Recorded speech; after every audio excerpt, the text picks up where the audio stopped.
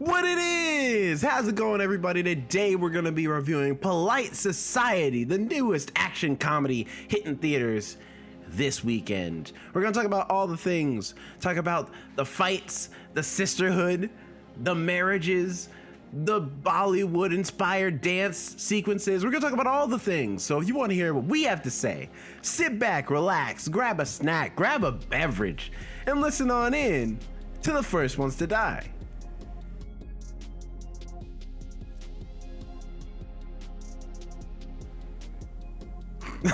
You act like I'm just gonna start the show without you, Jonathan. Hello, everyone. Welcome to the First Ones to Die podcast. My name is Jonathan. I'm here with Alex and Jerome. How are both of y'all doing? How you doing, Alex? I'm doing good. It's been a weird weekend, but I feel like I've lost a bit of time, but I think I've just tried to been relaxed, so I think that's just new to me now. Okay. How was your week? I got to see Sweeney Todd at the Fifth Avenue Theater on Friday. I went with Monica, who they do the other podcast that I got to be on, Coffee with Strangers. It's really cool. It is on Spotify and I think iTunes as well, if anybody wants to check that out. But Sweeney Todd was absolutely amazing. I was talking to you about it a little bit earlier, Jonathan, and their singing talents were insane, and the whole cast was amazing. And I absolutely love with plays how they do limited sets, or how they Minimal. do so many set change. Minimal sets. Their main set was like the barber area, and of course Mrs. Lovelet's meat shop, and it was just this rotating. I was gonna ask if it was that is the known set piece is like the center rotating stage. That's what they often do for Sweeney Todd when they do it on stage. Yeah, that's what they use, and it was really cool, especially how they showed how they drop the potties through the little chutes, because you would see them, pretend to throw them, but people still had to carefully step down.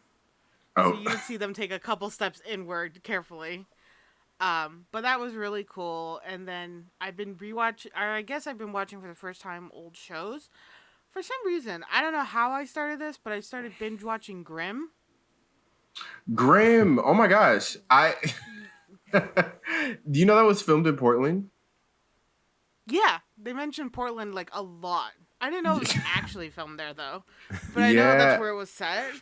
Many moons ago, I was an extra on one episode. Oh, what episode? I don't even know at this point. And it wasn't filmed. I was a dead body that they took pictures of. So if you look really hard, you'll see one episode where you'll see a dead body that might look vaguely like Jonathan. Right. Well, most of the victims have been white people, so I'm going to assume the next black person is you. But it's actually a really good show. I'm surprised I didn't watch it when it was first out. It's much darker than I had anticipated for an ABC show. I wasn't prepared for some of the things. Some of the themes on that certain episodes are really dark, and I'm like, oh, okay. Wasn't prepared for any of that, but I'm still enjoying it. And I just started watching Survivor season 13, the racist one, where they separate everybody into tribes depending on their race. Right off the bat, first episode, everybody's every contestant's is that the best idea? Should we be doing this? Which I wanted to ask, do they tell people what the theme of the season is going to be? I feel like they have to. No, not until not until Jeff Probst says it, when they're on the beach, this is what is happening. And they usually, at least in recent years, they usually cast the season and then decide the theme. In the past few seasons, they haven't had themes, but in more recent seasons when they usually cast the season and then decide this is what the theme is going to be. Reminds me of Ink Master when they did that season of Battle of the Sexes. But then they picked Like most of them are pretty neutral. I mean, you get the standard stuff of like all the girls are just like, yeah, we're gonna take these boys down, and all the guys, like, there's a bunch of guys who are just like, girls can't tattoo, we got this. But then there's one dude in particular who is just like an uber sexist. And it's so funny to see him interact with the other guys, because you could tell the rest of them are like, I mean, bro, it's a competition. It ain't that serious. Like, we're talking trash, but we don't actually think women can't tattoo. Like, that's just us just messing around. Like, you're taking it a little too far. I know exactly what season and what tattoo artist you're talking about. I remember a couple of those interactions where they were like, dude, I mean, like, yeah, it wasn't great, but like, don't bring like all women into this. We're just trying to shit talk this individual person right here. I gotta say, because some of the reactions seem genuine, like they really weren't prepared for what was coming. To others, seem kind of like, I kind of figured. So I couldn't tell, like, do they tell or do they not? Because like, I feel like it's pretty fucked up to go forward with that season, knowing that's what's gonna happen. I understand later on they eventually, like, the different tribes eventually just come together and it's like pretty much one against one. But yeah, just to start off, it's like, it's questionable to who, if you knew ahead of time that you stayed.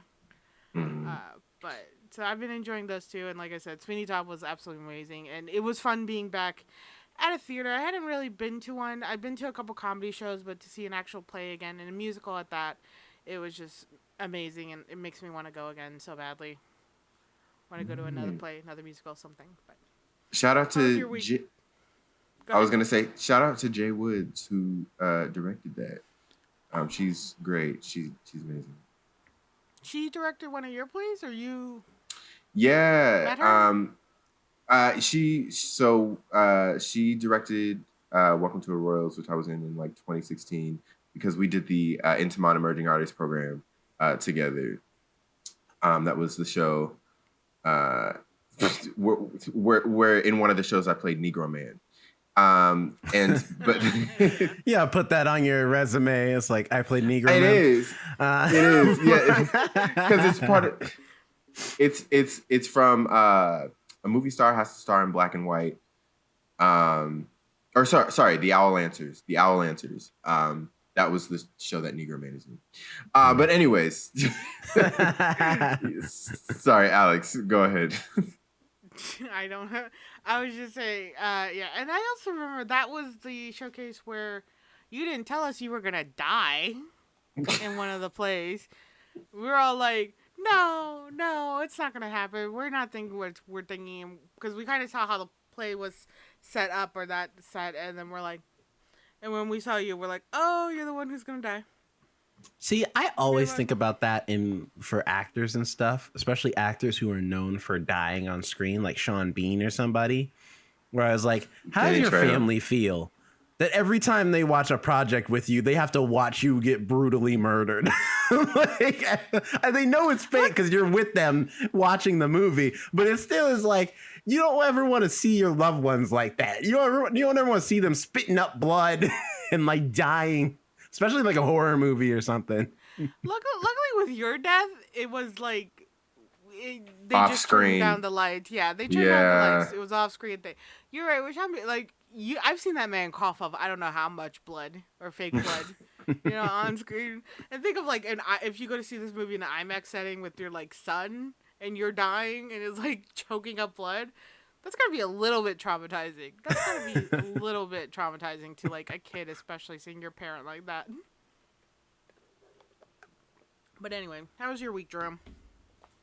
It was good. Me and Ari had a bit of a longer weekend, actually, like spending some time together, because we did like a bunch of stuff in a row. Thursday, we watched Guardians of the Galaxy Volume 3. And it was good. Mini review for that coming out at some point, probably this week. But it was a fairly decent. It was a good ending. Ending chapter for that trilogy of films, especially for those characters. I will give fair warning. If you're an animal lover, just come in with some tissues. You might have a hard time watching the movie. Um, that's all I'll say. But it is a good movie though. I think it's not as good as the first one. I think it's for me up there like neck and neck with the second one for me though.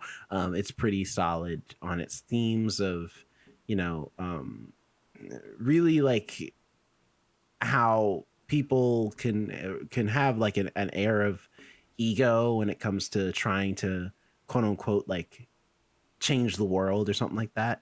And so it has a lot of great themes with that type of stuff. But also it's actually still got some of the funnest comedy, and CG looks great. The Guardians still feel like the Guardians. So yeah, I would say if you like Guardians 1 and 2, you'll like this one because it's a lot of the same. And as Marvel movies goes, it's one of the better ones that's come out so far this year. We still got the Marvels to look forward to in November though, so we'll see if like that one could be like the best one this year. I don't know if that's going to happen because Marvel's been slipping as of late, and with the writer's strike now, I feel everything is on hold. That's the other thing that blew my mind this week is the start of the writer's strike where everything's on hold. Although, you know, with so much stuff is going to come out, so we're not really going to feel it unless it like until another like 3 or 4 weeks from now. When you're gonna start hearing news of this show's on hiatus, this show's on hiatus, this movie's on hiatus, and that's how yada yada. the 2007 writer strike that took a lot of shows from us. It like canceled a lot of shows because they couldn't continue on, and a lot of them were like in that stage where it's like, oh, they might have potential, but they're not like, you know, one of the top rated shows, so they just had to go by the wayside, which I hope doesn't happen to a lot of the shows that are currently on right now. Yeah, I mean, some of the shows shows they talk about is Heroes. Like that's always people's main like talking point. How Heroes was doing so insanely well, how it had such a big fan base, and then the writer's strike hit, and then the season just dropped because they were kind of scrambling. Storylines fell, things happened, and it never recovered after that. It could never pick up again, even after the writer's strike. And I know Pushing Daisies, which is a show I loved, it had Lee Pace in it, totally bombed after the writer's strike. It couldn't come back. It had shortened seasons, and it was just gone after that. Yeah, some of the shows that are affected right now that we know of for sure is like Severance, Stranger Things, Abbott Elementary. Yeah, like SNL is already feeling it because they work daily, and so with no writers, they can't do anything. So who knows if we'll get more of the SNL season that's supposed to happen this week. All the late night shows are done. Because SNL usually ends in May too, so their season probably took an early end. So it's like it's just put everything on hold. And then the movie I feel the worst most about is Blade with Mahershala Ali from Marvel, because they had already fired the original scriptwriter because Mahershala Ali was like, this script sucks, like we need a new script because I don't like this movie. And so they're like, okay, Mahershala, we got you. So they fired that guy. And the second they get a new writer's strike, I'm out this piece. And it's just like, God dang it. So now production is on hold again. Because I don't think they finished the script yet. or they didn't finish all the pre-production yet. So that being said, they need to pay these writers what they deserve. That's the thing. That's what it comes down to, is all they ask is for more pay. And instead of the producers come by with like, here's our counter offer, they're just like, no. And you know what's insane? I didn't know. They absolutely deserve to be paid more. I didn't know how much they were asking for. It's only a 3% increase in wages. And for because they were saying that some of them can't even make a living wage. Yeah, so most of the writers still have day jobs, like working at like Starbucks or whatever, just to make ends meet. And it's like you're a TV writer on something like Succession, and I still can Right. find you over at the Jiffy Lube real quick changing oil. That's a problem. Imagine like, you're talking with someone or, your family, and it's like, oh, I'm a writer on this hit TV show. Oh, you must be living in large. You must have what's your pad look like? Yeah, I still gotta. I'm late on my rent. I got. Still living with the 5 roommates. One of them's an SNL writer. The other one writes at Abbott. Right. Like, I mean, all that is fine. how it goes. Most of the writers do like shack up like that. Actually, they're Right. like, well, we're all friends. You want to get like a room together or something? Like let's be roommates. We'll take care of each other. Apparently, a big cause of the problem is because of streaming. Like the residuals for streaming are almost non-existent. There's no residuals, and most people are not written as or not hired as staff writers. And that's if the studio can avoid it, because you look at something like a Euphoria, where that show has no writer's room because Sam Levinson writes it all. But the reality is they should have a writer's room, because we've seen how Euphoria is with Sam Levinson writing it all. But it's the studio in their minds. They're like, it's cheaper for us because we have a writer-director. We don't have to pay like 4 or 5 different writers to write for this show. And because they treat writers in Hollywood like freelance, where they don't really hire people anymore like as like full-time staff writers, they're just like gig actors, by gig. basically. Yeah, like it's gig by gig, which is cheaper for the studio, but it's like, yeah, but it leaves the writers on the like ass end of getting paid what they need to get paid for making your show successful. It also causes, and I've noticed this like in the recent years of shows and things, it causes such an effect to the shows episode by episode. You can clearly tell when there's different writers for each episode. You're like, this has a weird feeling. Why is the episode so weird today? Mm-hmm. And it's caused that effect where you're like, oh, this episode's clearly a filler. This episode's clearly the main event. Like, you are now looking at episode by episode and being like, which episode is the important one, to which one is the one that's a filler, to which one is like, this made no sense. Why is this even in here? It's because they have no steady writing staff. They treat them like the freelancers, and they bring in different ones, and they try to have the head writers, but the head writers don't always keep the same rhythm as well because they have so many different staff turnovers too. Mm-hmm. And especially when it comes to streaming, you have like streaming shows. Not like back in the day where a season was like 20 to 30 episodes for every show. So you've got plenty of time to like have work. Shows now are like 8 episodes, sometimes 13 if you're lucky. And so it's like, once you write it, a lot of writers are finding themselves with no work for longer periods of time because the seasons are so short that once you write your stuff, like if no one's hiring you, you don't have anything to do until they can get until other producers can get their stuff together pre-production wise to get all the stuff written up, especially if it's like a show that is really successful, but maybe takes a long time to produce, So it's like, because they were asking for higher wages for sure, but and also for their residuals, but also for shows to hire like a minimum amount of staff writers for every show to be like essentially like full-time writers for that show if the show's successful and proving to do well. Yeah. That's also why it's hard to keep what's that word? Like things from past episodes to current episodes. Oh, continuity? Yeah, that's why continuity is lacking in a lot of shows as well nowadays. You're like, wait, this isn't like a thing. This already happened or something like that. And it's because also you're just trading in writer after writer. And it's like, well, that last writer did this. Well, this new writer is doing this. Be like, well, if you actually had a proper staff of writers to make sure that everything was going into a straight line instead of these weird plot devices you're trying to change everything into, then be better to watch. Because then like somebody like me who likes the continuity in shows, that's one of the reasons I liked Futurama so much. They were so steady about like the continuity. Even when the show came on and off the air, it still was like, oh yeah, you're keeping something from like season 1. That's awesome, and I love it, and I remembered it. Yeah, so I hope the producers come to their senses. Like I was watching the John Campea show, and he put it in perspective because he knows a lot of writers, and he explained like there's a possibility, if they resolve this within the next, because at the time of this recording the writer strike is only been going on for like a week, maybe like a week and a half.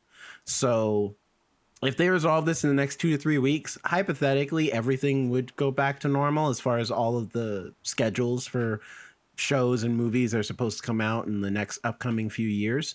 But if not, you're gonna start finding some like Marvel's slate's gonna be pushed back, DC's slate's gonna be pushed back. More reality TV. Yeah, a lot more reality TV will start coming out probably because they need to fill up the time slots, or you'll see people putting out movies with unfinished scripts. And we see what that got us. It got us Transformers 2, Revenge of the Fallen, where Michael Bay had an unfinished script and he was like, look, I'm just going to fill it up with some explosions or something. I don't know. just make up the difference, baby. Just but go it look up. at any movie from that time range. What, it was 2007? Yeah, I think so. Yeah, 2007. Just go look at any movie from that range, and you will understand why this needs to be taken care of and why they just need to be given the proper living wages. Right. Can't go back to that era. Yeah, I mean, because it's like, especially because some of my friends who are comic book writers have been posting like, as comic book writers and artists, we stand with the WGA, which is cool. But it's like, that's the thing I think that is the most put it in perspective, because as a comic book writer myself, like we also work gig to gig. But the difference is that the comic book industry is not booming with money. Like, despite all the comic book movies, we don't see a lot of that money. If like one of our books gets picked up to be turned into a movie or something, like you get like that very low end of the residuals part, because it's just that you just get like a based on credit. But it's like the excuse is our business is not booming. The movie industry has always been booming, and even during the time of COVID, people were still making money, just not as much as they wanted to. And now that things have relatively gone back to normal since COVID, as far as like, movie releases and people going to theaters, there's no excuse why you don't have the money to give to these writers for any of these projects. Exactly. You're just going to have to live in a 2-bedroom apartment instead of a mansion. Boo hoo. Oh, life is so terrible. Tell that to Vanessa Hudson. She cried about her mansion. It was hard for her. Anyway, speaking of crying, we're going to talk about Polite Society. Or really quick, Jonathan, how was your week? Thank you. I've honestly forgotten that we did not get to you, Jonathan. I'm sorry. See, this is why my bad. We got lost in the writer's strike. Writer's strike this is discussion. why I usually go to Jonathan next, but I was like, well, let me try to switch it up. Go to Jerome. I'm sorry. That's remember my bad. It's all right. That's my fault. I'm sorry. I forgot we didn't get your update, Jonathan. Go ahead. It's all right. My week was good. What did I do? I saw, much like Alex, I also went to the theater this week and saw Hairspray at the opening night at the Pantages. My friend Ray. It was so much fun. There were a lot of like influencer people there. One of the people was from the person who plays Edna, Tracy's mom, in the show is from RuPaul's Drag Race. So there were a lot of people from RuPaul's Drag Race there that my friend Ray knew. And there were a lot of like just random influencers as well. I saw some people from Big Brother. And yeah, it was just a fun time. I also have been watching the show Jury Duty on Freevee, which has been so great. Is that like an improv show? Sir. I didn't know the concept before watching it, but it's basically, it's all improv or scripted. Everyone's an actor except one guy who's a part of the jury. So like everyone's in on the fact that this is not a real case. This is not a real thing, except the one guy. And it's really cool to see that dynamic. And it's kind of filmed like The Office or an Abbott Elementary, like that mockumentary style. And just the humor in it is hilarious. James Marsden, he plays himself, and he is like one of the jury members, and it's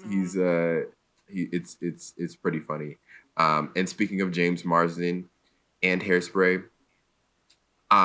if you guys are okay with this, we're gonna do something unprecedented that we've never done in the First Ones to Die history.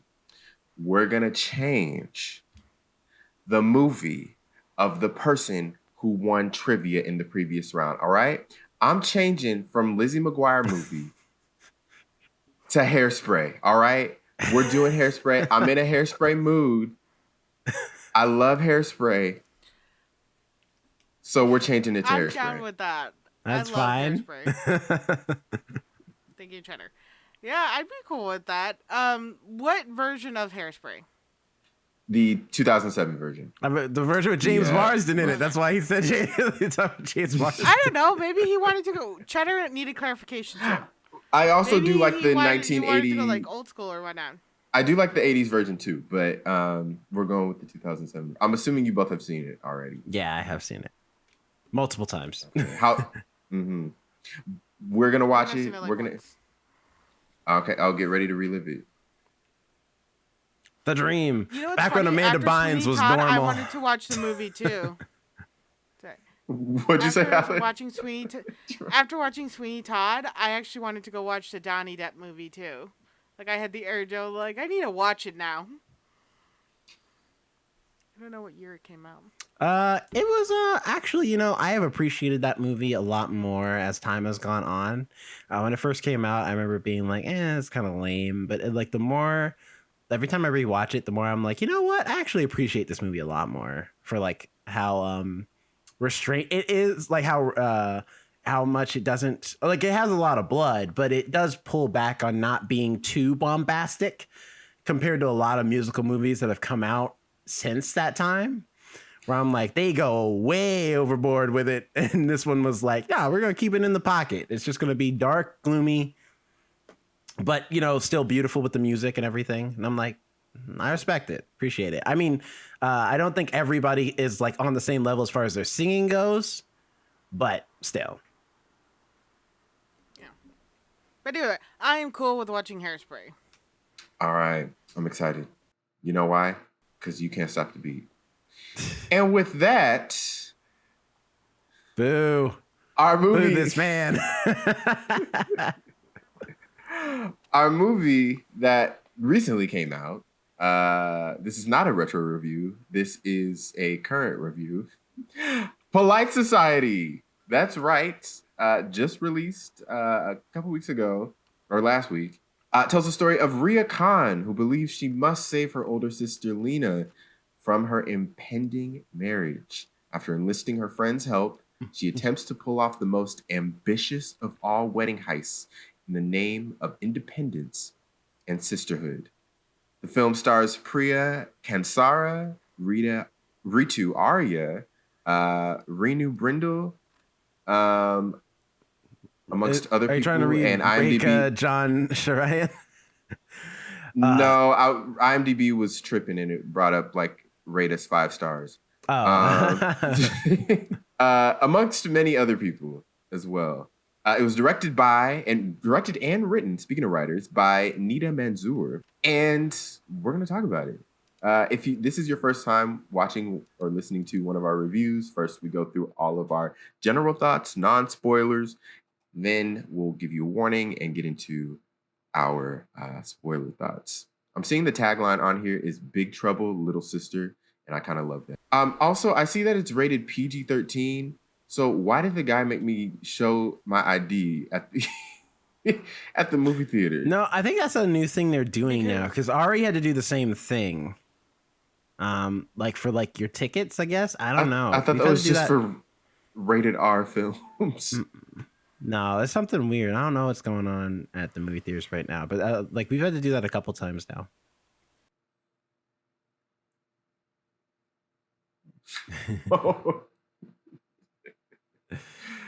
But yeah, thought. Jerome, what did you think of this film? I really was looking forward to this film, mainly because I like in the spirit of things like Crazy Rich Asians or Everything Everywhere All at Once. I'm liking seeing a lot of minority casts and minority creators get to make the movies they want to see with them in it. Uh, it's been really cool to see that revolution because it's like so seeing a movie that has a lot of like granted I'm not forgive me if I get the heritage wrong but seeing a lot very like a lot of South Asian cast in this movie whether they I like but I don't know specific country of origin because they never label it out if it's like India or Pakistan or somewhere in that the family in this is Pakistani. Yeah. Okay, it was They're Pakistani. Pakistani, Okay. yeah. But like watching so I was really excited for this movie and also of course the only person in the cast I actually knew beforehand was Ritu Arya From Umbrella Academy. been in Umbrella Academy. So it was cool to see her in something else. So that was neat. And sad to say though, this is disappointing for me. Not because it's bad, just because like I felt like, and we'll get into it a little bit more in the spoilers section, but I feel like this movie has had a lot of potential as far as the story wise of like what they were going for. It definitely gave me like very much Scott Pilgrim vibes, everything everywhere all at once vibes. But unlike those movies, I feel like those movies have like something bigger they're trying to say, and a lot of the action and goofiness and stuff is just like set dressing really. But in the like underneath all that is a really interesting story about in Scott Pilgrim's case it's a coming of age story, but for like those 20 somethings who still need to grow up, and a lesson to be learned there, and Everything Everywhere All at Once about generational trauma and all those things. This movie, I thought it was going for one thing, and then it's like they in the third act they're like, never mind, we're just going to do something wacky and call it a day. So I was really disappointed with where this movie ends up at the very end. I feel like it kind of drops the ball in the third act. But the positives for me is like all the characters are really well realized. I love Priya Kansara's acting. She's great. I think she does a great job carrying the movie for a lot of it, and her friends are awesome. They're a great supporting cast. Ritu as Lena, her sister, is great too. And the action set pieces look cool. You can definitely tell like they're on wires. It's not like John Wick. It's not just like full on action set piece central. But they are fully in the air for a solid like 5 seconds. Yeah, they're definitely like flying. But it fits the ridiculousness of this movie. There's definitely some scenes where I was like, is this happening in real life or is this just in their heads? Because this is extreme. Given the circumstance, but I think that's it's an action comedy. That's the point of the movie, so it didn't bother me. It was just something where I was like, okay, this is the vibe we're going with. I'm with you. I'm rocking with you. So yeah, overall, I think it's an okay movie. I don't think it's like bad or anything, but I feel like there's a lot of potential this movie had, and it just didn't get a chance to really. I think if the script had a few more times to do some rewrites, they would have maybe had. Could have done a lot more with the premise underneath the surface of just having a really fun action comedy movie. Alex, how about you? I'm actually gonna disagree with Jerome. I like what they did in the third act because, as you said, like with a lot of movies with like minority stuff, there's always a deeper meaning, like the cultural thing or generational trauma or something like that. This really was just able to have the culture in it, but it not be such a heavy, serious thing that's such a major influence. It ended up just being like a fun, silly movie. And like I feel like a lot of times with POC movies, there always has to be that deeper meaning. There always has to be something more, and it takes away from when the movie just wants to be fun. I'm like, I get tired of having to learn lessons every time I see a person of color on screen. So it's like this was just like, hey, this is actually funny and silly, and it's like, hey, sisters love each other, great.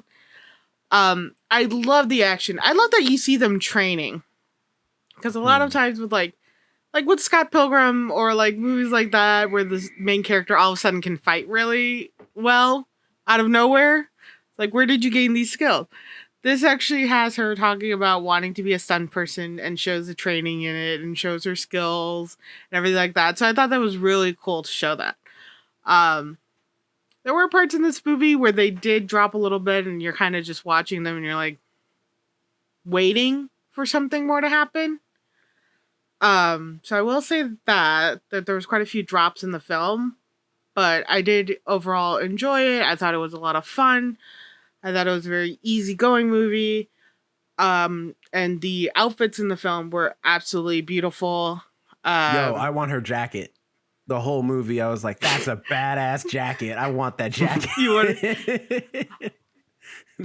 Yeah, like all the cools and everything, and then the traditional garb was like amazing. And I actually used to, my friend who is Muslim, she's Pakistani, and she used to have those outfits, and I used to be so jealous because I was like, I always wanted one of those.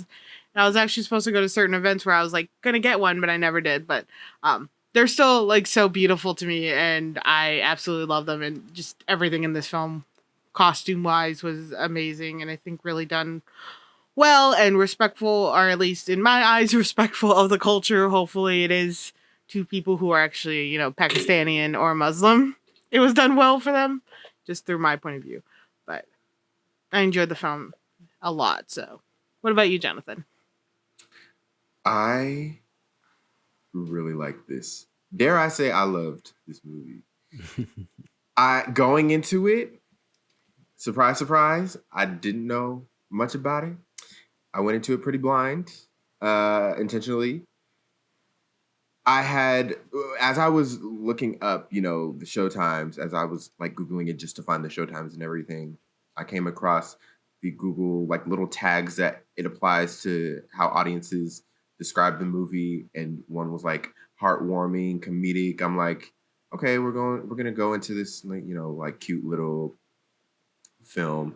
But I thought it was so much more than that. The fact that it was multiple genres, the fact that it was like really not like a lot of stuff that I had seen before, the fact that it was a majority South Asian cast. You had the action in there, the fight sequences, you had a little bit of a heist in there, you had some Jordan Peele elements. And then you also had, like the family aspect as well. And I always like something where it's multifaceted, where you can't pinpoint exactly what it is. You can maybe pinpoint more so what this is, but just the fact that there's so many elements of it that make it a fun movie. I thought it was a fun ride. I actually didn't like laugh out loud very much, but I thought it was still light and fun in the appropriate moments. I could still have laugh fun out with it. loud moment where I was like, that's too funny. I want to see more stuff do that. But yeah, I really laughed out loud either. Yeah, maybe because I was like too invested in it, but I didn't laugh. The people in my audience were dying. They were like laughing hard, but I just wasn't like. Something has to be like funny for me to laugh out loud when I'm watching a movie. So yeah. Shall we get into spoilers? Yeah, Yes. let's do it. Audience, if you haven't All right, seen this- Polite Society yet, just so you know, we're going to get in the spoiler section. We're going to spoil the whole thing. So I still do Front to recommend this back. movie. I think everybody on the podcast recommends this movie. So, take your time, pause this, go to the nearest theater, watch Polite Society, or if you're watching this by the time it's already out on streaming, which is a long time from now in the future, but go to streaming, watch it. I mean, if the writer's strike is still going on during that time, this might be the only thing to watch. So, so watch Polite Society, come back, listen to our thoughts on the spoiler review. Yeah. Yeah, so like, you know what it is? Here's the thing. Like, so I see what you mean, Alex, in that this is like very much a fun, loving movie. I think for me, it's not that I wanted it to be like so super deep. I didn't want to like another Everything Everywhere All at Once. I think that's unfair and unreasonable to expect all POC movies to be that I think movie. I can't also watch a movie that emotional anymore. That's too much emotional. You mean, and you don't have to. They're gonna make emotional movies in the future, Alex. It's just gonna happen. And You I'm have not to deal. watching them. No. I choose to have emotions. But Sorry, it's like, I've changed my movie from Hairspray to Marley and Me. All right, so we're gonna watch Marley and Me. Okay. I will fly down to California and just smack you. but no, it's like because me and Ari were watching this movie and we were really into it for a large part of the movie, and it's because I thought, like, for the longest time I thought this movie was really doing a great job playing off of this theme of, like, you know, because Ria in this movie is probably like 13, 14 years old. And like it'd be like, and so we thought it was because we didn't really remember. I didn't remember what this movie was because it's been a long time since I saw the trailer. I think I saw it when it first came out and never again after that. And she knew nothing about the movie at all.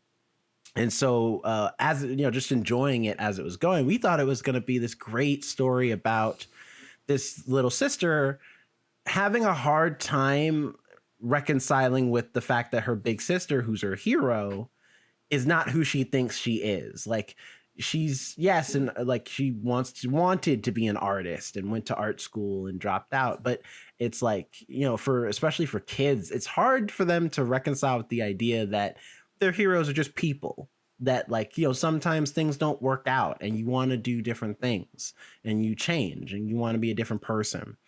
And like, you know, this was a great movie that was commentating on, like, for, you know, through the lens of an action comedy. It's the story about this little sister having to come to terms with that her big sister's changing. She wants to be married, and this is a nice guy, but in her lens, through her perspective, because the whole movie is from her perspective, he's got to be this villain and I have to take him down. and he's the bad guy. He's keeping you from your art. And, you know, I thought there was going to be this great moment where you get to see her come to terms with that, of just like, nah, it's just that my sister's growing up and maybe I need to grow up a little too. But just because my sister isn't following her past dreams doesn't mean I can't follow my dreams of being a badass stunt woman. But no, the movie at the third act is like, no, screw that. Why would we have our main character learn anything? We're just going to have her, like, we're just going to have it where there's this super villain plot where she's trying to, her husband is trying to put a clone baby in her, and nobody will learn anything, and everything will just go back to normal. No, like, no growth at all. Or she learns to trust her instincts. She learns to trust her instincts no matter what. And that even though everybody's telling her, no, you can't do anything, no, you don't know anything, no, you don't understand anything, she actually does. She's far more perceptive than people give her credit for. She understands things more clearly than people give her credit for, and that she's actually more talented and skilled. And there's no reason not to keep fighting for what you really want for your future. And little things just don't disappear of what you want in the past, such as the art school. And yeah, she may have wanted a change in life, but those, like, desires and what you used to want don't fully go away. For somebody to just trash it out and, like, disappear, that means something really is up. That means a part of you isn't always lost like that. Yeah, but they don't. So ever that could mention also that. be a They lesson never learned that have way. Discussion, Alex. That's the problem. I was like, I would have even accepted that if they had an actual discussion saying that. They never say that, so we could assume that, I guess. But like, I'm a firm believer of having assumptions of a movie does not make a movie great. If that's not in there, because then that means you failed as a writer. If we have to assume what you mean instead of you telling us what you mean, that's the point of us watching a movie. I don't know. I think you can make some assumptions because some of the movies are supposed to be to your assumptions, to your, your interpretations. That's the word. Interpretations of it. I feel like it was the whole thing of, she's has fallen in love, quote unquote, and because of that, she realizes that art ain't ish, basically. Because I feel like there are a lot of people who go through that. Maybe they're at a slump in their creative career, and they have this other thing, whether it's a relationship or maybe a more stable job or just maybe another opportunity, and they ultimately decide, you know what, this is the right calling for me, or this is the sign that's coming, and ultimately abandon that for something else, which is why I appreciate at the end when they're driving off and Priya says, or sorry, that's the actress's name. Ria. Is it Ria or Lena? Raya? Is it Ria? I think it's Ria. Okay. Ria says,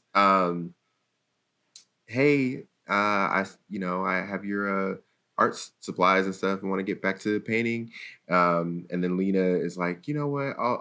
I'm just going to take some time and then get back to it. She wasn't like, yeah, let's do it immediately, because she went through this traumatic situation. So she has a tender relationship with her art right now. But I felt like it was handled somewhat believably. I could see a situation like that, as much as you can believe a situation where someone would be cloning people, but like the art and creative aspect, I could believe.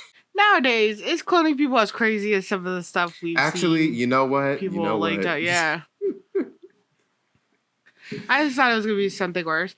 Although that scene leading up to where she discovers the cloning lab and everything, the waxing scene where she gets tortured. That was great. By the mother-in-law. That was so fun. That was maybe the scene I did laugh out loud because that was so funny. See, but that's what I mean. Stuff like that where I'm like, it'd be funny if that whole the whole time you think the mom's evil, but it's like from despite her words, it's like from Ria's perspective, it is like a dark and gloomy situation. But then it's like at the end they replay the scene and it's like, yeah, I don't know, your daughter's freaking out. I was trying to give her a waxing. Oh, maybe I came off a little strong, but but she freaked out on us. She knocked out the masseuse. Poor Agnes over there had to get her head wrapped up and everything. That's where I thought they were going. You holding me down and you're waxing me. Somebody's getting punched. All right. In all fairness, no. I would freak out too. Don't hold me down. The scene I laughed out loud at was definitely when she tried diplomacy and her dad is trying to break down the marriage as like a negotiation tactic. Mm-hmm. And I love her reaction, like, what? What is that? And I was like, exactly. What are you talking about, old man?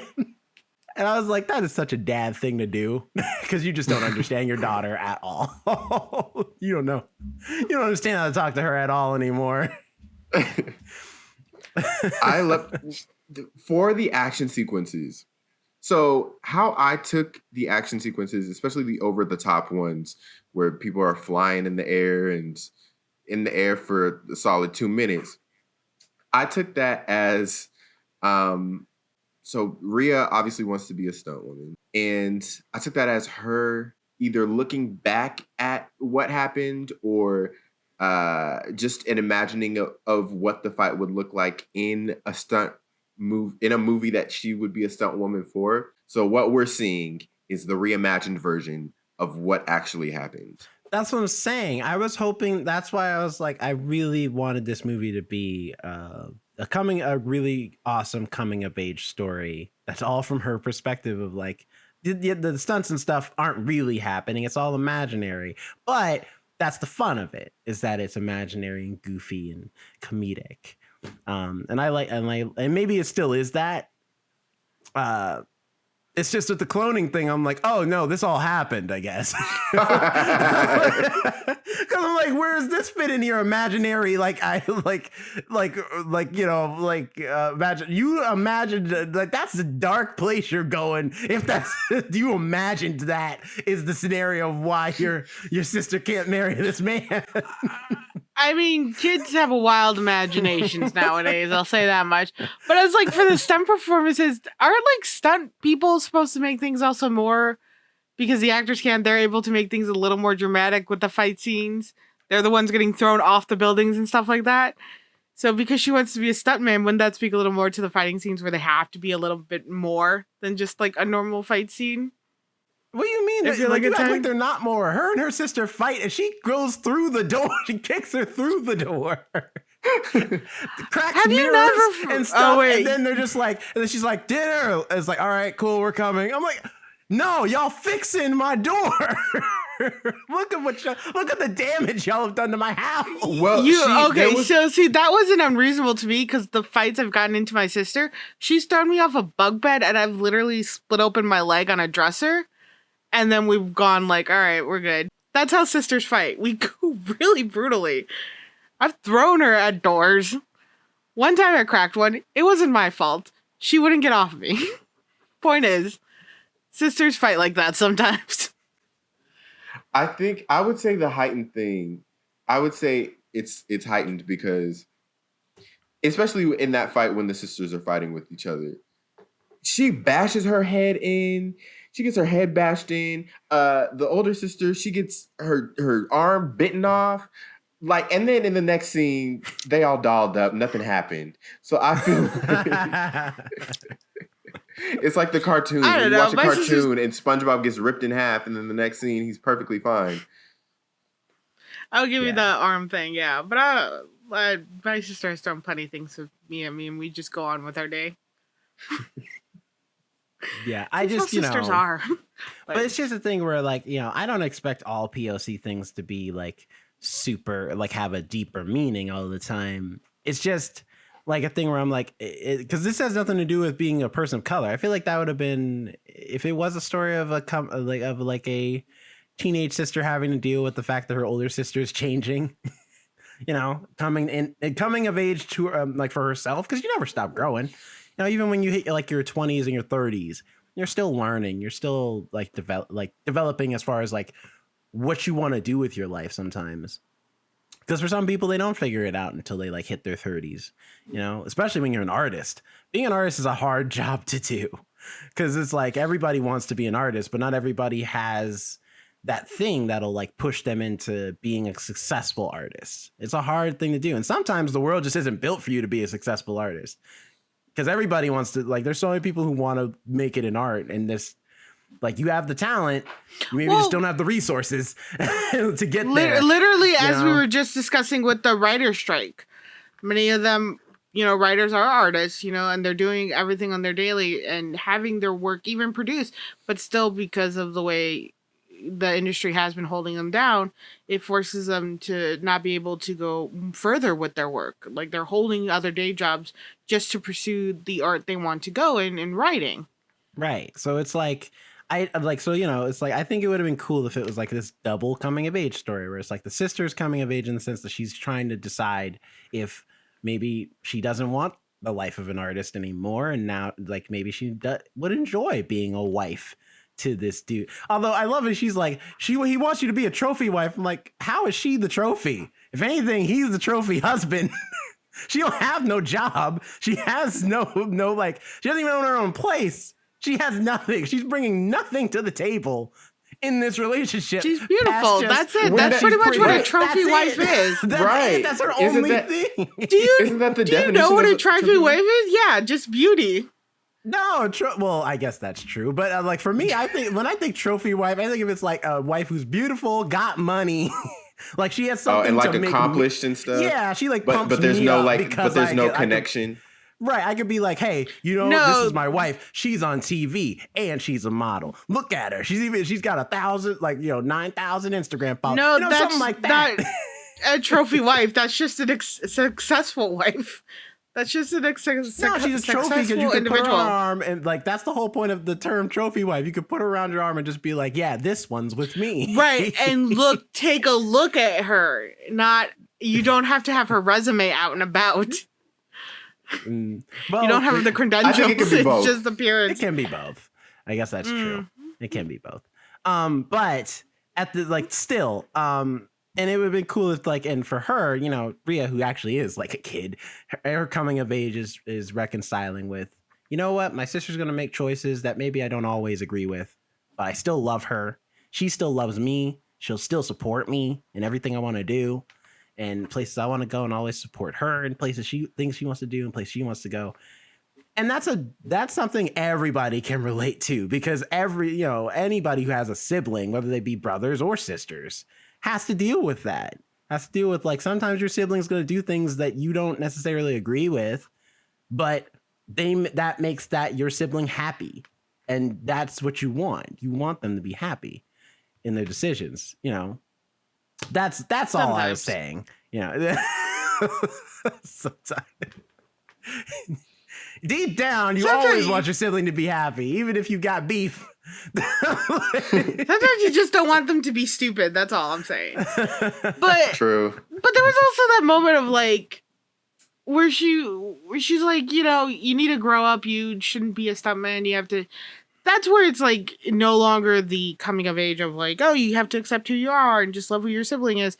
Because even her sister turned on her and told her to grow up and be a different person. She's angry in that scene. She didn't really mean that, but she was just sick of her sister's crap. And you would be too. If you're it's one thing if your sister doesn't agree with who you're marrying. It's another thing when she actively goes out of her way to place condoms to make it seem like he's cheating on her.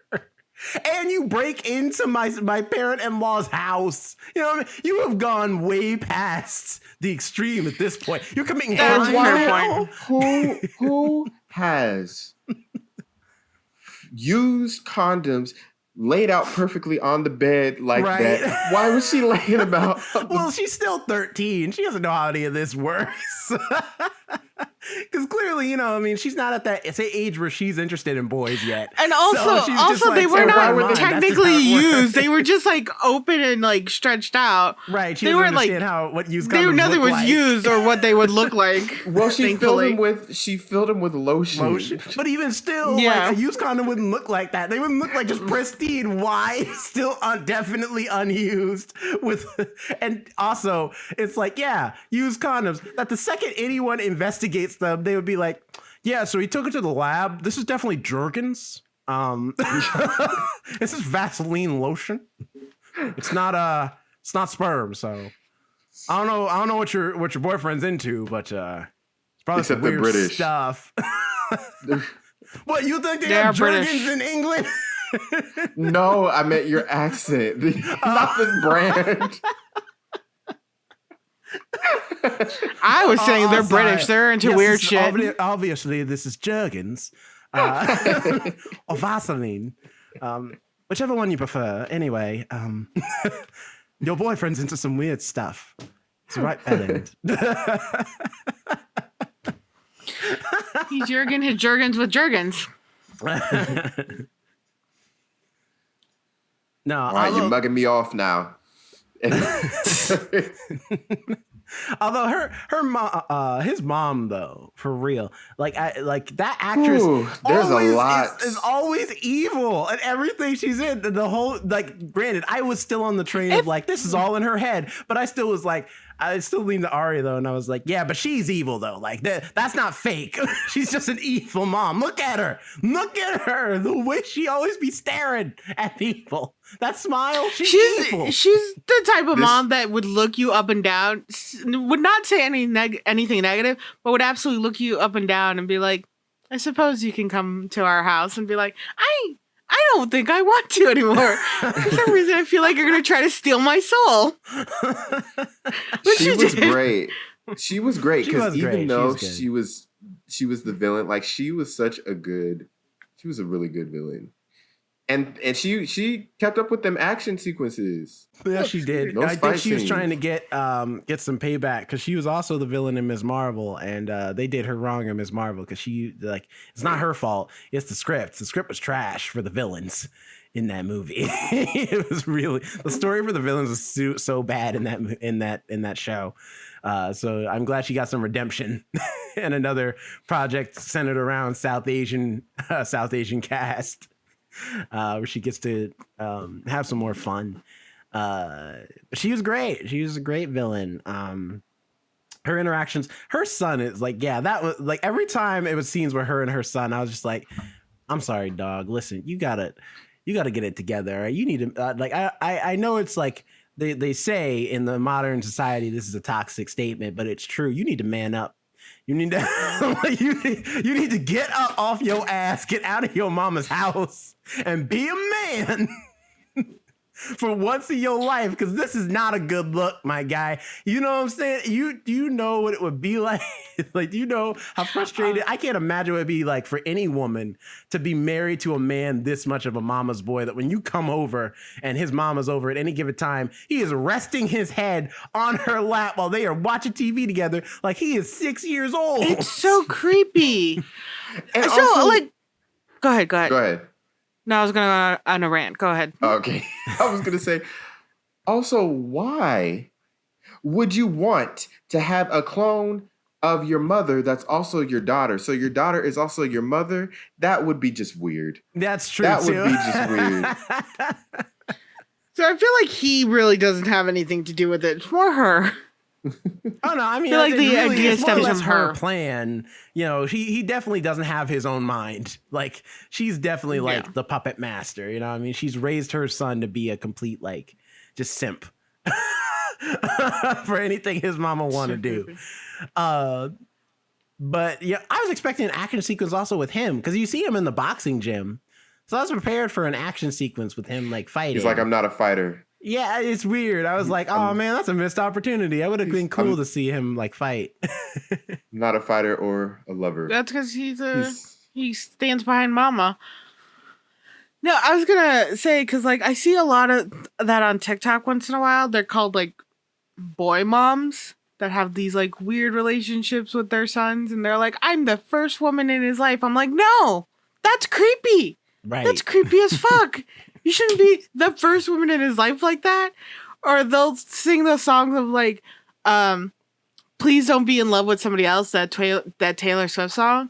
They'll sing that to like their sons on TikTok. And I'm like, what in the Alabama is going on here? Why are you all doing this? Yeah, it's the same as moms. And that's are just when I way got too that close vibe with their son. Like when they hug on their son, they like feel them up and stuff. And I'm like, ew, stop.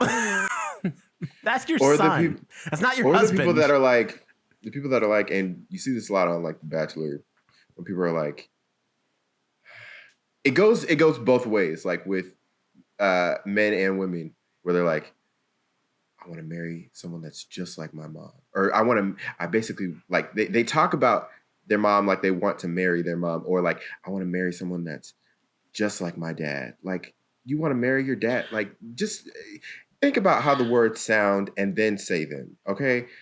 Like, this, Listen, they just need someone to be, they need someone to be like, like, you ever seen that scene in Baby Boy with Ving Rhames and Tyrese?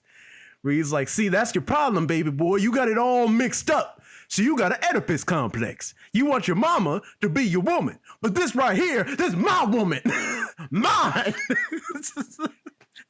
They gotta give him it always creeps me out when people say that. Like, I want to marry. I so badly do not want to end up with either one of my parents that I have decided to just die alone, just to make sure that never happens. Escalating very fast. I can't risk it. Because sometimes they're like, oh yeah, you'll marry somebody just like your not me. Going to the grave alone. That's what I'm doing. I thought, I mean, granted though, because this is a comedy, it works. Like, it's supposed to be funny. It's supposed to be exaggerated. If this was playing it very straight, I'd be like, this is weird and y'all need to stop. Okay. Shut it. I think, yeah. Like, it's like Kate McKinnon in that SNL sketch is like, I don't know these people. I've never seen them a day in my life. But the second I saw them, something told me in there, Agnes, you need to get in there and shut it down. I thought you were going to talk about the Kate McKinnon's skit where it's a Mother's Day one where she and her like son and they're like in kind of Amish clothing and they're really creepily clothed. Yeah, I know what you're talking about. Leslie knows is like, we can't compete with that. I don't know what's going on over there, but like, yeah, it's we like quit. It's like what is your greatest fear? When I get out of our bed together and go out in the night? Yes, because I don't want him too far away from me.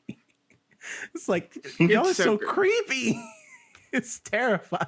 Yeah, but in this it works because it's not they don't do too much where it's like you're like, okay, I'm now grossed out. Now it's enough in there. They do it well enough where you're just like, I don't like this. This is an ick. But like nothing makes you like nauseated. I feel like if this really steadily was more drama and like action and took away the comedy, they probably would have gotten creepier with it. They definitely would have gotten creepier with it with drama. They would have had some weird ass breastfeeding scene or something. Just to really fuck with the audience. Yeah, because you think about in Game of Thrones where that one kid who's like been breastfeeding for way too long and he's just like 7 or 8 years old. Oh, geez. Yeah, well, so many unfortunate movies. I was thinking of Barbarian. Or that too. Although that's a little bit more. That's a little bit darker.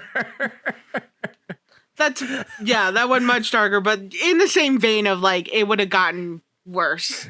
I do like the limit they hit was like decent enough, like some minimal cuddling. I was telling Ari though, I appreciate this movie's restraint to make the reason Ria doesn't like Lena's fiance, whose his name Salem. is what? Salim. It's either Salim or Salim. Salim. She doesn't like Salim is because she's a kid. She's just like, no, he's gonna be your husband. That's gross. You're an independent woman who don't need no man. Like, that's the reason, and it's not she's gay. That's why she doesn't like men. Because I'm like, in this modern day where like so many movies are trying to cash in like woke points of having just forcing characters to be every type of minority in there. It's like, you've already got an all South Asian cast. We don't need to go much further than that if we don't need to. I think I appreciate that. To just be, she's a kid and that's it. Maybe she is gay, maybe she's not. But that's not important to this movie, so we're not gonna go that far. I'm not gonna address it right now. She's 13. We just want to see her do badass action. We don't need to know about her love life. I also like that they didn't make a huge thing about arranged marriages either. They didn't make that the villainous part. Because I've seen that in some movies too, when they talk about South Asian cultures or things like that, where it's like, how could you do the arranged marriage, blah, blah, blah. This is something part of their culture. That was it. And I really like that. They didn't make that, they didn't make the culture part so like villainous. Because I've noticed they do that with a lot. Yeah, they didn't villainize it. They're like, this is their culture. This is just what it is. We're going to have it because that's who they are. But like, it's not a major point. We're not focusing on that. What we're focusing on is the teenager who's doing martial arts and the clone baby. That's where people need to pay attention. I appreciate baby. that. The clone baby. Well, because like, I think that's the best thing about this movie. Same thing with Everything Everywhere All at Once and even like Ms. Marvel to a degree and stuff, where it's like the culture is just a set dressing. So it's like if you're a part of that culture, you can look at it and just be like, oh yeah, okay, I know about, like, if you're South Asian, it's like, oh yeah, I know this stuff, and I know the phrases, I've heard the comments, like I've experienced being at weddings like this, so on and so forth. But this is a story that everyone can relate to. Everybody's had like a sibling who's getting married, and it's weird. It's weird to think about, like, I am going to have a new sibling now because my sibling's getting married to somebody else, and I have to share my time with this person now because they're in a serious relationship with this person. So now, like, I'm going to be seeing this. It's a weird experience, especially for kids. Like, when you're an adult, it's a little easier to understand because it's like you're doing the same thing. It's like, I'm dating too. I get it. When you're a kid and you're like, you're not there yet. You haven't reached that point where you're interested in dating or anything like that. All you focus on is, I want to do this. I'm like, and then your older sibling who you look up to is like, yeah, but I'm not going to be spending as much time with you now because I have to be with my boyfriend or be with my girlfriend or whatever. It can be a weird experience. It's like, hey, what happened to me? Like, I should be your sole focus. Me, your family. Especially so it's around cool. the teenage years too, when you're at that age of like things are so uncertain and your opinions are changing. You're kind of creating your own personality different from your family's ideas and thoughts, and even your own friends. This is probably around the time you start shifting in your friend group and things like that, to now have that what you used to have is that support all the time. Now it's a different shift and dynamic. And you can definitely see that where she's like, oh yeah, we had the same dream. Like, different style careers and family was always kind of a back burner thing about marriage and stuff. And like, now that's a first thing for you. And I'm still on this, like, I want to be a stunt person. The creativity is no longer the forefront in your life. And she sees that and she's like, well, is that going to happen to me as she evolves and things like that? So it also brings in that question that I kind of saw that point of view too, where it's like, well, our priorities were the same. Now they're not. Does that mean it's going to happen to me too? And I don't want that to happen to me because this is something I really want to do in the future. Yeah. Well, speaking of friends, what'd you guys think of the friends? Of like her two best friends, but also I guess Kovacs, who goes from enemy to frenemy. I'd say out of the three of them, including Kovacs, I liked Kovacs the most. It was again a lot of the jokes that the friends made didn't land for me. That being said, I did think that the scene as a whole in the gym, I thought that was pretty hilarious. And I thought it was engaging too, because it's like, uh-oh, what's going to happen?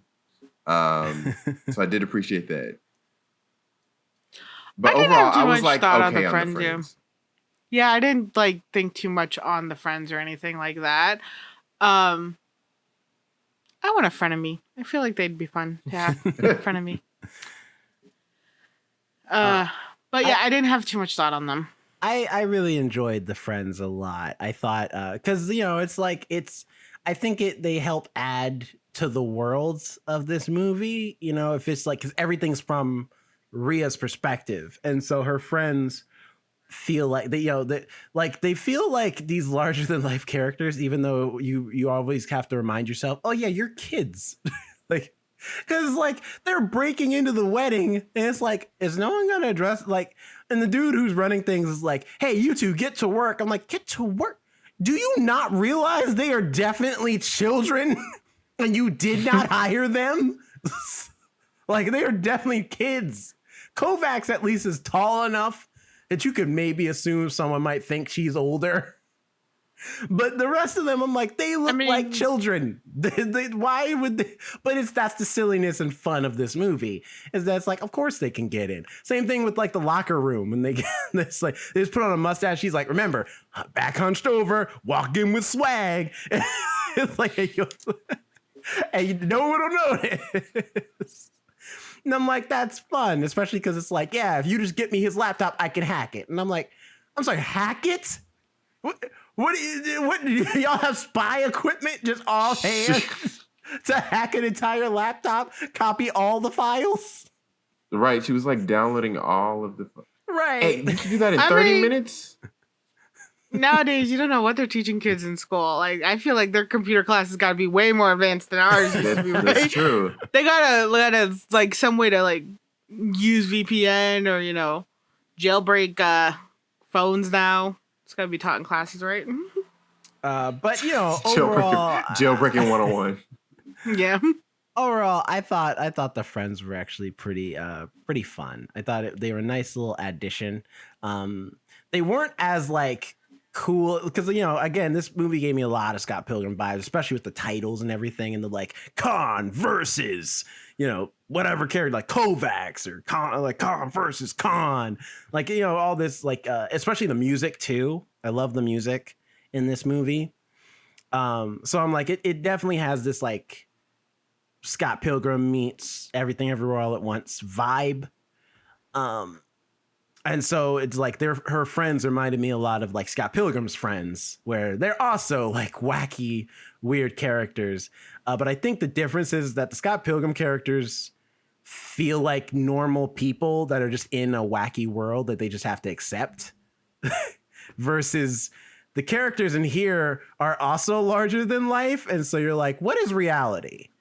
It's like, what's really happening? And then what's just their perception on things? But regardless, either way, I liked them. I thought they were fun. And I hope to see those actresses do more comedies and stuff. I especially love the elevator bit where she's like, hit the button. I'm hitting the button. I'm hitting the button. You see me pressing it. It ain't coming no faster. It's an elevator. What do you want me to do? I don't like when people hit the button after you hit the button. Like, you clearly see it's lit up. Why are you pushing the button again? Have you seen the Key and Peele sketch insulted. that's like that? Oh yeah, by the stoplight. Yeah, where he's like, I'm just gonna hit it. Why would you hit it though? Why would you? I already told you I hit the button. There's no need for you to hit it. I just hit it 5 minutes ago. It's kind of an insult. They see that you're standing there. They see that the button's lit up, yet they continue to go and press it. Like, that's just rude. I put my hard work into pressing that button. Hard work. You really think I'm just standing here for nothing? That I'm just hoping the light will change or something? Mm-hmm. I got germs on me, and now you could have. Wow. Yeah, I agree. Yeah.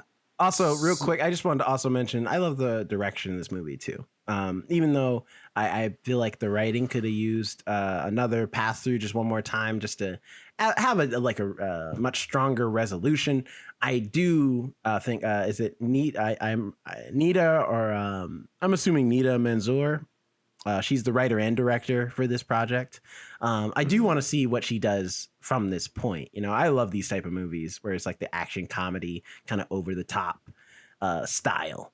So I would love to see whatever next project she works on, whether it be like a sequel to this movie or just like other movies. Because this was fun. You know what I mean? It looks like she directed an episode of Doctor Who, or a couple episodes of Doctor Who, and had a show that she created, wrote, and directed called We Are Lady Parts. Okay. Huh. Well, but it seems like she's still like on her way up. Yeah, she only has 8 credits to her name, and most of those are most of those are shorts. This is her first feature film, so I'm excited to see her grow, see what else she does, because I think she's got potential.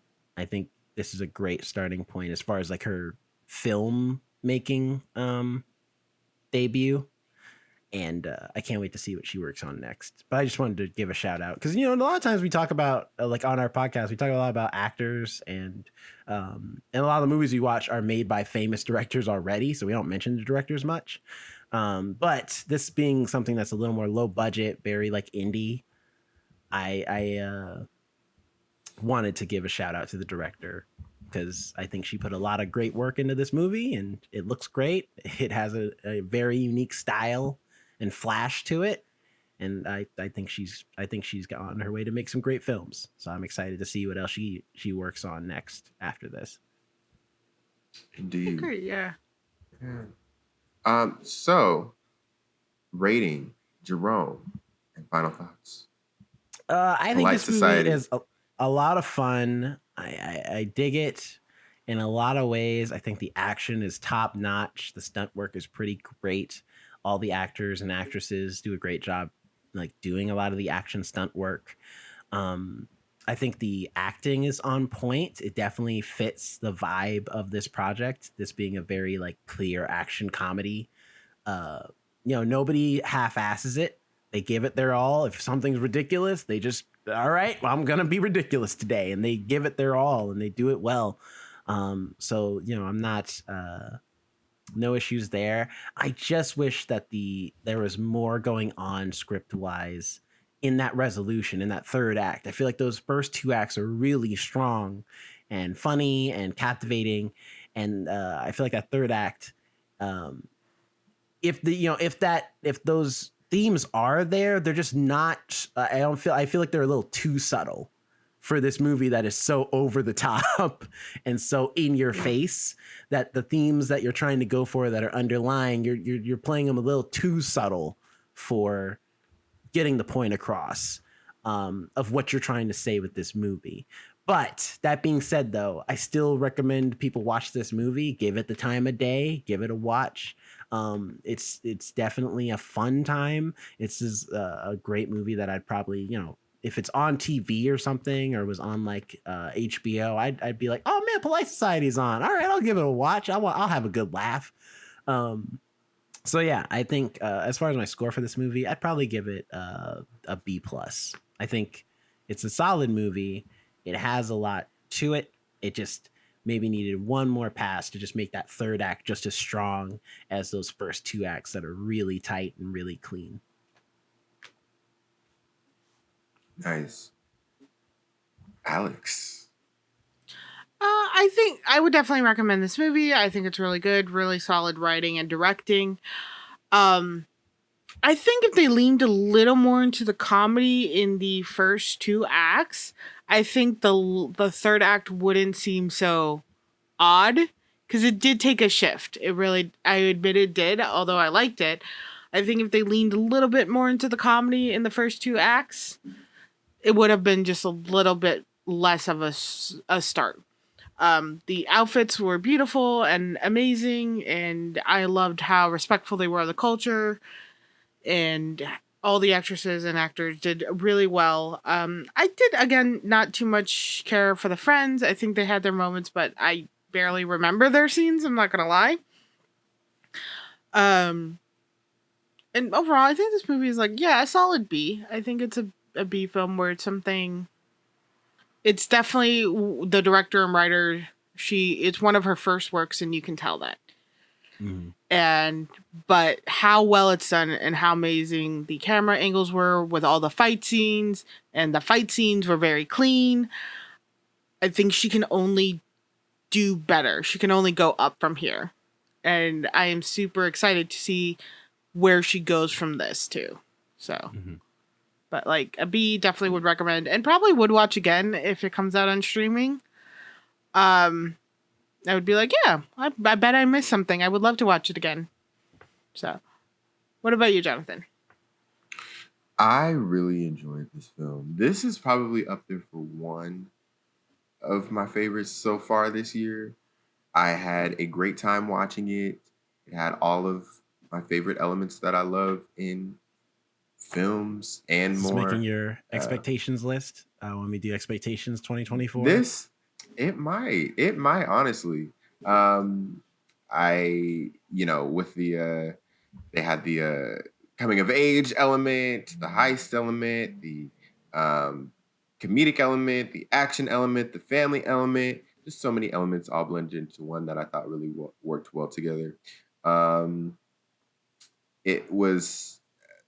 I thought the two actors that played the sisters, they did a great job. I thought the chemistry was there, and I really felt for Ria when she was trying to save her sister. Some of the characters that were not as featured, like some of the more like side characters, I wish we would have been able to not know them a little more, because I don't think that would be necessary.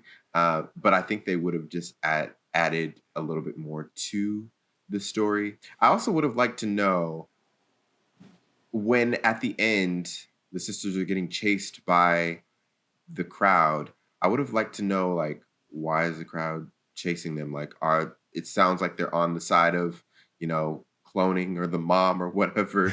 Like, what is their relationship to the family? Felt Like, they know about this whole Blazing operation. Saddles in that way, where like the whole like cast is like, all right, now we're gonna have this grand chase scene with all the cast, like all the extras, everybody run in a direction. Well, they were more upset. They're like, Right. we came here for a wedding. Reason. Yeah, but Right, with no somebody's reason. gonna get In married. Blazing Saddles, it's like it's a raid. It's like supposed to be this, and it's an over the top ending. This one is just like, I mean, are all you on the side of the sun? Why is everyone chasing us? Yeah, so I would have liked a little bit more context for that. But overall, I thought the movie was great. I would definitely watch it again. And yep, so far one of my favorites of the year. And Priya Kansara, she actually went to Identity, which I went to for a year as well during COVID. Cool. What's your That's really grade? cool. I don't think you gave a grade for this yet.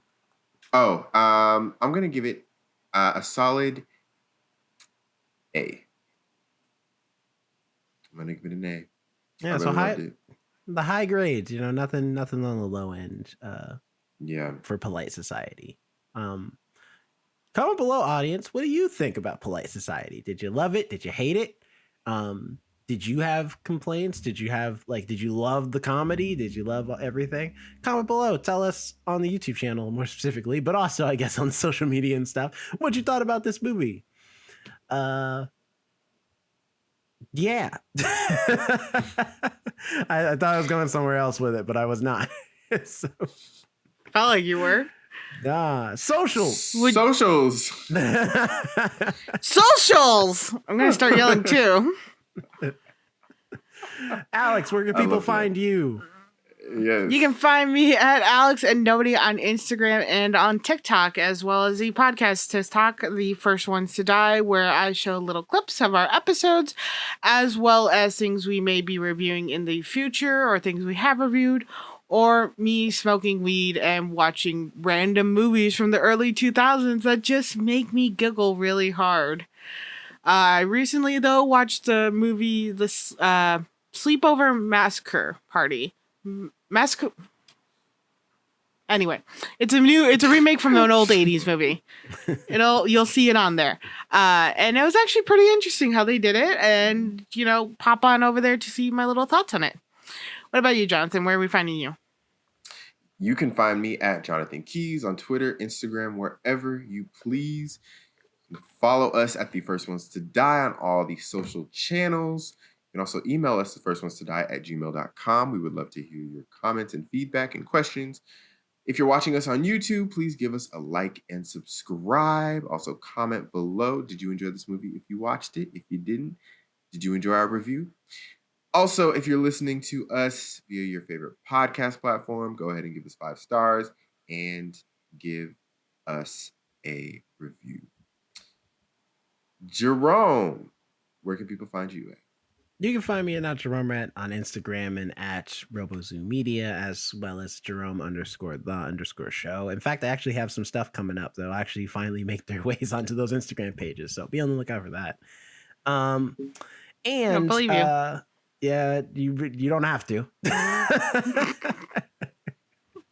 And also, if you want more extra content that you can't get on any of the audio streaming platforms on The First Ones to Die, check out The First Ones to Die YouTube channel to find all types of stuff like gaming videos, mini reviews, book reviews, vlogs, and video versions of all of the podcasts. Especially be on the lookout. We got some more mini reviews coming. I got Guardians of the Galaxy 3 definitely is going to be the earliest one coming soon this week, but we also got a mini review of Swarm coming, as well as a mini review of The Last of Us coming, and then I know Jonathan and Alex, you guys are going to start working on mini reviews of classic movies as well. So you don't want to miss any of that stuff. Subscribe to the YouTube channel and be on the lookout. Hit the notification bell, and so you can be in the know of when new stuff is coming out, because you never know what's going to be finding its way on the YouTube channel for you to check out, to hear more of our lovely voices and see more of our lovely faces. So head on over there.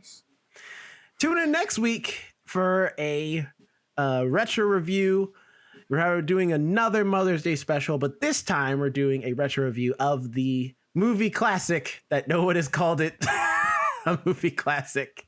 That no one has called Mother's Day. For a second, I was like, is that a Mother's Day? So be on the lookout. It's like how we watched Valentine's Day for Valentine's Day, Mother's Day for Mother's Day. Watch out for New Year's Eve this year. I'm about to say, we only got one more of these to do. Right. And look out for the next one, Martin Luther King Day movie. There's definitely not that. That movie's called My Friend Selma. Martin. I bet. No, My Friend Martin. Did y'all watch that in elementary school? My Friend Martin? or No. My Pal Martin? I know, Friend. definitely not. It was my... I went to a predominantly white school, so probably not. What was it called? Was it My Pal Martin? Our Friend Martin. Our Friend Martin. It was an animated film that we watched every year in elementary school, and Angela Bassett is in it, Samuel L. Jackson is in it, LeVar Burton is in it, Whoopi Goldberg is in it, and yeah, I suggest that next year for Martin Luther King Day we watch that, so we will be doing that. Did anybody else, while I have you guys here, little sidetrack, did anybody else in math class watch this like show sometimes where with math detectives? They went around solving crime Carmen involving Sandiego? math. I mean, that's why I immediately thought Carmen Sandiego. Carmen Sandiego? No, not Carmen Sandiego. It was this like woman and guy who were like detectives, and they could only solve crimes using math. It was really low budget. It was awful. They made us watch it all the time in middle school. I don't remember. It's one of those Sure weird ass don't. educational. I feel like it's a I remember things so clearly from it, but it's like a fever dream at the same time, and nobody else seems to know what I'm talking about. I was like, We maybe, certainly hopefully, don't. somebody else will know about it someday. I guess. But yes, Mother's Day, we get to see Julia Roberts' weird ass haircut. I'm still not over that. Look forward to that next week, folks. Until then, have a great good week. Morning, night, or evening, whenever you're watching this podcast. Yes. And we'll see y'all next time. Bye. Bye.